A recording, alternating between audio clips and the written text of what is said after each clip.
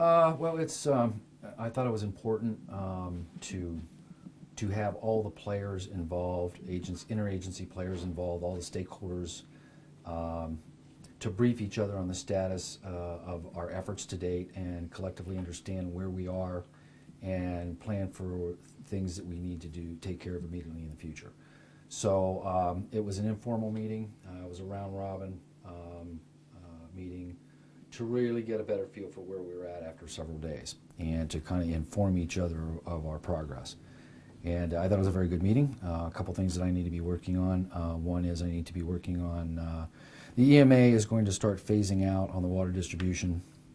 They've been very kind to provide bottled water at the community center at no cost. As things get rectified, I need to make arrangements to continue the water supply for the residents, and so I'm working on the logistics on that. In addition to the water supply, I'm also looking at filters, water filters for the affected residents that have tested for trace elements, and what the logistics are for the manpower and the labor to distribute. So. You were saying before the meeting got started, if I understood you right, the issues that had kind of brought this out in the first place, the pH issues in the water, Mm-hmm. those have all been corrected as far as you know? Yes, several things have been done. All the items on the Ohio EPA action list are being addressed. Notifications were sent to the testing locations. The water plant pH has been corrected to mitigate further metals leaching into the systems, the residential systems. We've contracted with an engineer to perform a corrosion control study as the EPA has directed. I've also contracted with the engineers to perform both long and short-term treatment adjustments for the OEPA action list. As I mentioned before, we are working on the logistics of continuing bottled water for as long as it is necessary. Residential site samples are being taken. We distributed approximately 120 bottles to date. I've ordered additional 500 more bottles for testing residents that have concerns. If they are interested to have their water tested, they can come in and get a water sample or a water bottle, and they'll be instructed on how to use that and then provide the sample back to us, and we will send that to the lab, and then we will provide the results to that resident as soon as they're available. And you're doing that for free? Yes, we're doing that for free. Well, I think it's important. I mean, if they need a comfort zone on what's being and what how their household is affected, I certainly would recommend doing that. The village is also in the process of contracting with either a Class 3 or Class 4 operator. As you know, my current Class 3 operator is on administrative leave, and I have a Class 2 operator operating the plant at this point. Now, we are a Class 3 plant, which requires a Class 3 operator. Now we can operate according to EPA on a temporary basis with a Class 2, but I want to make sure that we have the expertise at the plant that is needed in order to address the situation and meet EPA regulations. So, is that one of the things that kind of came out of this meeting one way or another? No, that was something that was already in motion before. I just simply briefed. These are all things that I briefed the agencies in there that have been addressed to date that I worked on yesterday. I just got off the phone with a gentleman who's a Class 4 in the Cincinnati area. He is looking into whether or not he can come out and assist us on a temporary basis. And we are exploring other operators, Class 3 or Class 4 in the area that may be available to help us out on a temporary basis until I can make further long-term adjustments. Go ahead, I'm sorry. No, I was going to say other things that have been done is we are placing water notices and information on the Sebring website as we get it. The village is working very closely with the Ohio EPA to take all and any necessary steps to rectify the situation. Going forward, I was going to say the issue of finding somebody with a Class 4 license. Are you kind of looking long term on hiring a Class 4 just to have that level of expertise?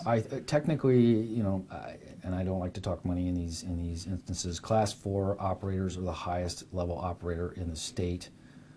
Usually Class 4 operators are required for much larger facilities such as Columbus or Cleveland or Cincinnati.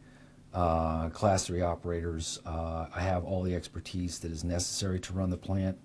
So if it becomes necessary to hire a new Class 3 operator, yes, I will be making those decisions at a later date. But my main concern right now is to have the necessary plant expertise, operating expertise at the plant immediately to assist our Class 2. Well, as I understand it, the main issue is there isn't any lead coming from the plant or copper, and there isn't any lead in the main distribution lines. What I understand is that the pH balance was slightly acidic of the water coming out of the plant, and that is affecting older residential homes with lead piping and copper piping with lead solder. So that has been, the plant has been corrected to address that. We are also looking at mitigating solutions on a long-term basis. One of the things that I talked about with the engineers, and we are still looking into it, is there is a phosphate additive that is used in the water industry that can be added to the water supply, which coats the lead piping and the copper piping with lead solder to help mitigate this even further. So it's kind of a longer-term solution as well. So we are looking at everything that we need to do. We're making excellent progress. Many of the sites that we're testing, or the vast majority of the sites that have been tested, locations have been tested fine. They're fine. So I don't think it's a matter of trust. I think you have to understand, regardless of which city you're talking about, there is notices and protocols that are followed. Obviously, from what I understand, EPA knew about this in September. It only came to my attention in December 3rd, and I was under the, I had talked to the water plant superintendent at the time. It came in the form of a regular memo. I mean, my office gets memos for the wastewater plant and the water plant periodically. The majority of notices and memos go directly from EPA to the plant superintendents. They don't even go to my office. On occasion, some do, and my standard procedure, as with most administrators, is you review the document and then you kick it to your plant operator or your plant superintendent for action. And that's exactly what I had done on December 3rd. So, I knew that there was an issue based on what I saw in the letter of the 3rd. It seemed to be a typical routine plant adjustment. We weren't aware that it was an emergency issue. And the plant superintendent had been directed to do his job as my wastewater superintendent. So, EPA, at least from their timeline, seems to have known something about this in September, and the memos that may have gone back and forth between Columbus and Jim. You may not be aware of those. The vast majority of notices and communications that come from EPA go directly to the plants, because I'm an administrator, I don't have the technical expertise. It's no different than the director of EPA himself knowing what his technicians are doing in the field, and nor is he necessarily advised of those day-to-day operations. I think the issue is that the water quality in Sebring is good. It is the pH that was imbalanced, and you have to also keep in mind, and I'm not being negative in any way, because this is a situation that requires a positive attitude and hard work to rectify it. But EPA and the plant superintendent had obviously been in communications since the original testing, and that was beyond the scope of my knowledge because I wasn't notified. So it's not part of my administrative duties to know that, unless there's an issue that needs to be addressed, and obviously there would action be taken. So essentially it was the teleconference that I had the morning of the 21st of January, which really was being indicated that at that point that there was a more serious problem than I realized. But even the December note didn't convey that. No, tone. and obviously the December 3rd notification is available pretty much everywhere. It's public record. But if you look at the document, the majority of what is written in there are adjustments and actions that would need to be taken by March 2016. So, there wasn't anything in there that indicated that there was an issue.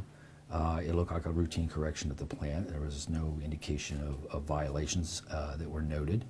And, obviously there wasn't any information about that. It was an emergency situation at that point. Going forward, because obviously there is an expense in buying bottles for people to test and having the tests done, Right, and finding the expertise you need, even if it's an interim basis, to run the facility. I know Tony Viscount is concerned about where she's gonna come up with money Right. to make the repairs she needs. Where does a small town with 8,100 people, or whatever it is, 6,400 people, find 4,500 people. 40, where do you find, The funding? yeah, Well, to be honest with you, my immediate concern is not the cost. My immediate concern is rectification of the situation. And that is being done right now. And it will continue to be until things return to normal. My staff is working long hours. We're giving 110%, and we continue to do so until the situation is rectified and things go back to normal. As far as the cost is concerned, we'll have to deal with that at a later date. Obviously, it will be a concern at a later date. But to me, at this point, I think the situation and the public water supply to me is more important right now. Well, I can't answer that question because technically, it is the plant superintendent's responsibility to work with the EPA to make sure that the water quality is as EPA directs. So, I mean, I guess an analogy would be, you have a director of an administrator at a hospital, wondering or being advised of the specific techniques of the brain surgery that's being done in an OR room this morning. You're just not going to be aware of that. Earlier today, late last night, the EPA had released new information saying that they had taken sanctions against Mr. Bates before for endangering the public health. Have they ever informed the village that there were questions about his license and his operation procedure before this point? No, not to my knowledge. The only thing I had become aware of unofficially was regarding Mr. Bates' ability to get a Class 4 operating license. But as far as anything regarding Mr. Bates, his operations or anything, or his work methods to this point, we're not in question. And now you have to find a new operator, not just for this plant, but also for Malvern as well. Well, yeah, I am a part-time administrator from Malvern. I kind of work on it at night and on the weekends. Sebring is my primary job, my primary responsibility, although I do give as much effort as I can to Malvern. The Mayor Lambert, and I don't want to switch it, my main concern is Mayor Lambert has taken action to, from what I understand, talking to Angela, she asked for Mr. Bates' resignation. So I'm not in that loop. This has been my primary focus in Sebring. And, just going forward, do you think the EPA needs to take a more proactive approach, notifying villages when their state licensed employees are under question? Well, I would assume common sense dictates that you would do that if there's an issue that somebody needs to be notified that may be the operator superior that there may be an issue. Now, regarding any issues regarding Mr. Bates' license have never been broached to me by the EPA. Now, if those were discussions that were held between Mr. Bates and EPA, those I was not privy to those. So, but at this point, I get, and it's 20/20 hindsight, if, as you think and we think, EPA was at least somewhat aware of this back in September, you almost wish that note on December 3rd came September 3rd. right. And you guys would have jumped on this. Well, I mean, that's a good question, but you have to keep in mind, and I don't want to bash EPA or anybody. My main concern is fixing the problem. But, you have to keep in mind that if you look at the notices, and that's all public record, I mean, the media can obtain those. If those notices are being sent out from the EPA, even in September or whenever the original testing was done, it may have been simple matter of making a correctional adjustment to bring things back in line. I mean, we get those periodically. I mean, when I first came on board, which was May of 2013 with Sebring, our periodic notices used to go out for haloacetic acid and trihalomethanes. And we were aware of the situation. EPA briefed us, my plant operator briefed me. And what we did in conjunction with, Village Council and the EPA is that we invested $2.7 million to build a carbon filtration system to eliminate that problem. And we did. I mean, it's functioning right now. So, I mean, if it's an issue, if it's a long-term issue that needs to be addressed, EPA usually advises us that, these are the things you need to do. It was mandated we built a carbon filtration plant, and we did. And eliminated the need for those notices. So, I mean, it's similar to at the wastewater plant. And it's not just Sebring. All cities and villages go through this process. At the wastewater plant, EPA, we were getting notices about needing to correction for phosphorus in the wastewater. Obviously, that's not a drinking issue because this is water that's being placed back into the river. But they said, well, there's too much phosphorus coming out and so forth. So EPA mandated that we build a $3.3 million total phosphorus removal. What's the right thing? Addendum to the plant, and we did. I mean, we just completed that project just recently. What's going on at the water plant right now? Sometime in the past, I believe it was last year, EPA notified us that they would like more cryptosporidium. I mean, and I don't have the technical aspects, Sure. but from what I understand, I think the system at the time, or the current system, removed like 95% of the cryptosporidium out of the water. EPA adjusted the regulations for us, I don't know if it was across the board, to remove, I think, something like 99% of the cryptosporidium. So they indicated, same thing in the notices, same type of notices, that we need to, they mandated that we do a cryptosporidium upgrade, and we are in the process of building that, $1.25 million, to build a new cryptosporidium addendum to the water plant. That's under construction right now. So, we have been very adamant about meeting all EPA requirements, everything that has come to my... Thank you all. You're welcome. Everything that has come to my office that needed to be addressed, as far as finding funding packages and dealing with engineers to meet the mandates, have been done.